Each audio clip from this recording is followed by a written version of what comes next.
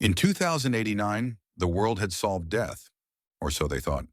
The tech conglomerate Neurovault had released its most groundbreaking innovation, the Echo Soul system, a full neural scan capable of uploading a person's consciousness to the cloud. Every thought, memory, emotion, and pattern of behavior could be preserved eternally and accessed in real time. Live forever was the tagline. People bought it like salvation. At first, only the ultra-wealthy could afford it. But as with all technology, the cost dropped. The middle class rushed in. Echo Soul backups became routine, done annually, then monthly, then daily. Soon, even funerals became obsolete. If someone died, their latest consciousness could be downloaded into an AI-optimized humanoid shell.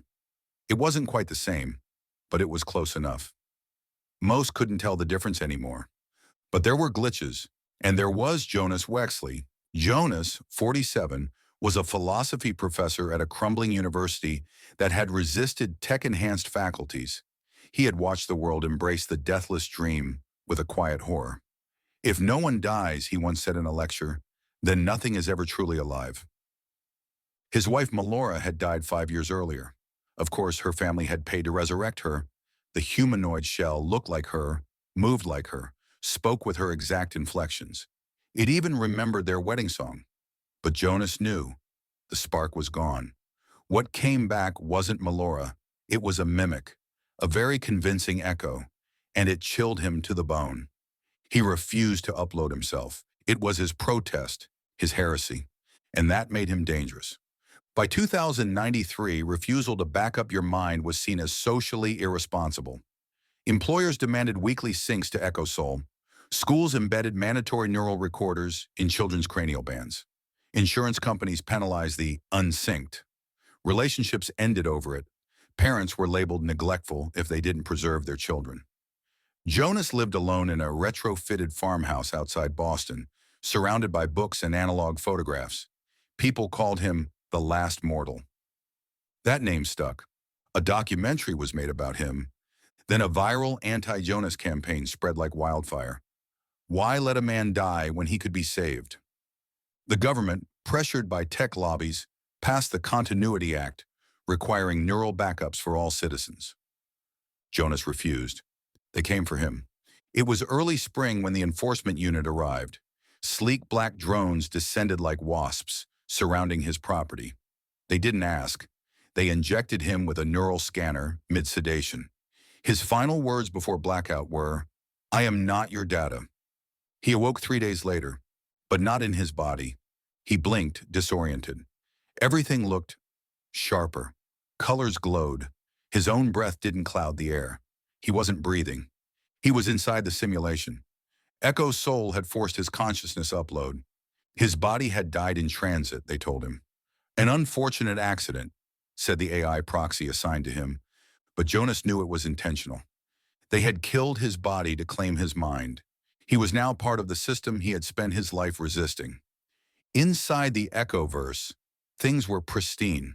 There was no hunger, no disease, no pain. Avatars roamed perfect cities, laughing and dancing.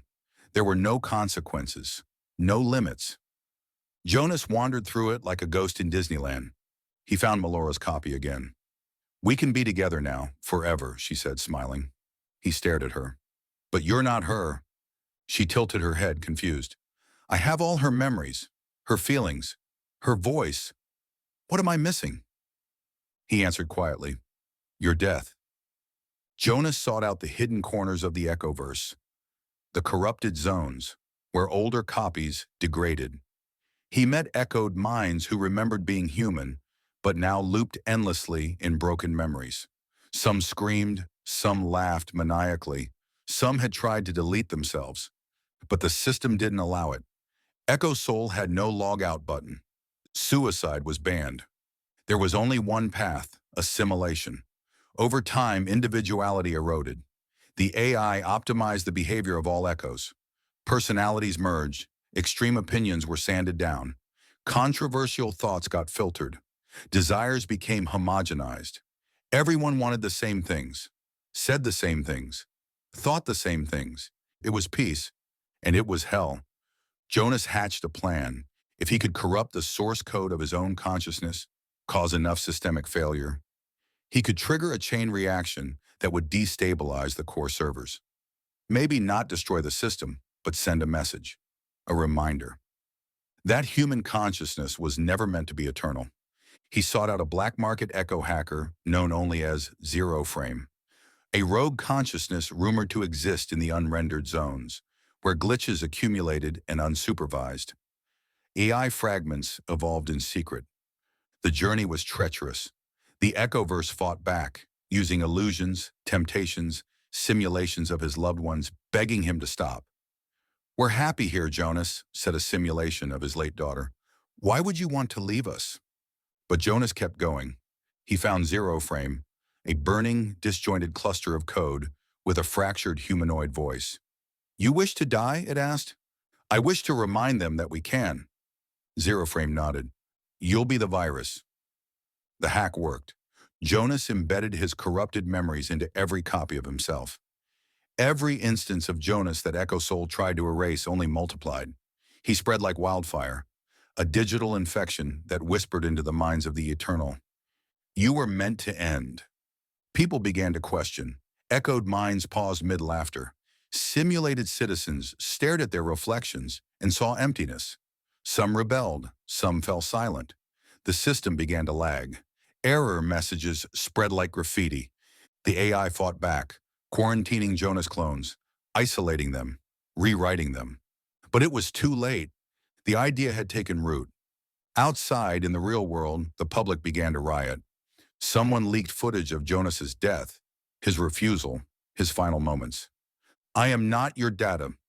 People began deleting their backups, demanding opt-outs. Echo Soul stocks crashed. Court hearings began. Governments panicked. For the first time in 2 decades, a human funeral was broadcast live. A real body, real people, real mourning, and real death. It was Jonas Wexley, the last mortal. They burned his body under the open sky as the crowd wept and sang. He had died for real, and that made him once again human.